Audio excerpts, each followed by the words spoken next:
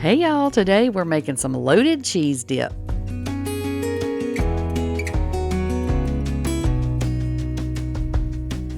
Okay, so start out by going ahead and getting your oven preheated to 350, okay? This is pretty easy. It's going to come together pretty quick. It seems like a lot of ingredients, but it's probably stuff you already have in your pantry anyway. And if not, you won't have to get but one or two things. And it's delicious. It makes a ton and everybody loves it. So you're going to go ahead and get an onion diced up. Now, if you're not a huge onion fan, you could cut this back to half an onion if you wanted to. This is going to make a huge 9x13 pan. So you can also adjust this if you need to make a smaller amount or a larger amount, okay? So go ahead and just get your onion diced up. And if you wanted to, I'm going to put the onion in raw to cook, and it does cook down because we're going to cook it in the oven. But if you want to, you could certainly cook your onion cook it in with your meat if you wanted to do it that way. So, but either way, it'll work. And I found this recipe on Catherine's Plates, and I just kind of took hers as inspiration and kind of changed up the ingredients to what suited me and my family. So you can definitely make this the way that you want it. You know, make it your own. So once your onion is diced up, go ahead and brown up about a pound of ground beef. You could also substitute sausage. You can use ground turkey, whatever kind of meat that you like, you can put it in here, okay?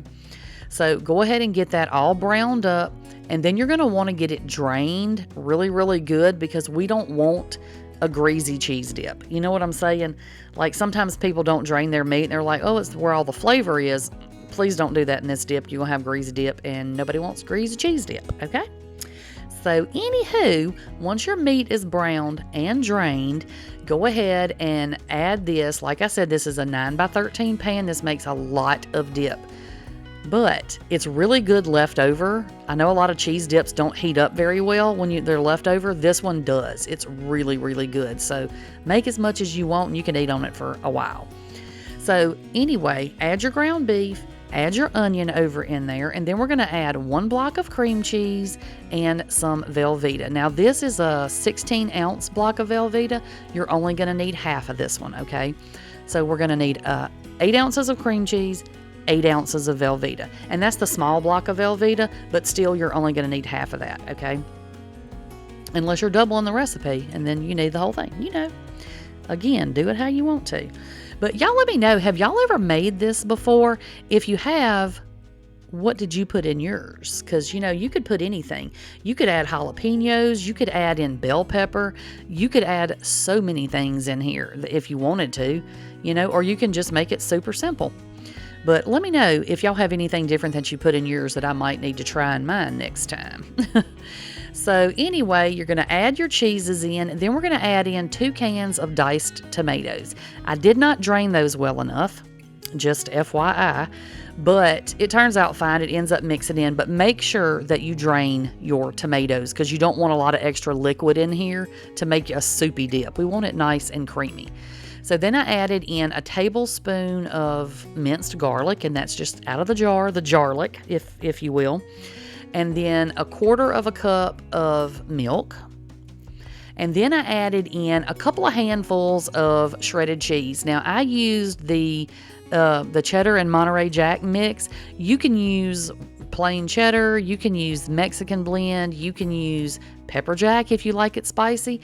Whatever you want to do. Whatever you want to do. And like I said, you could add bell pepper, jalapenos, whatever you want to add in here, it'll be just fine. If you like it spicy, add the hot tomatoes if you want to. But anyway, then once you get your cheese added in, and I just, like I said, I didn't measure it, about 8 ounces, I think is what her recipe called for. I just threw a couple of handfuls in there. Then I added about a package worth of taco seasoning right over the top. Now, you don't have to mix this, but I mixed in, tried to get the shredded cheese kind of mixed in so that it wouldn't get crispy like on the edges of the pan. You know, I wanted it to be melty and not crispy. So that's really the reason I was kind of mixing a little bit of that in. But it's certainly, you don't have to. So then you're going to bake that 350 for about 30 to 45 minutes. Or until all your cheese is melted. You know, everybody's oven cooks a little bit different, so do it at least 30 minutes. If for some reason you pull it out of the oven and your cheeses are not melted yet, just pop it back in there for a few minutes. So then you're just going to mix it all up. And you can see I had a little bit of excess liquid in mine, but it ended up, by the time I mixed everything, got everything mixed together good, it kind of soaked back in there.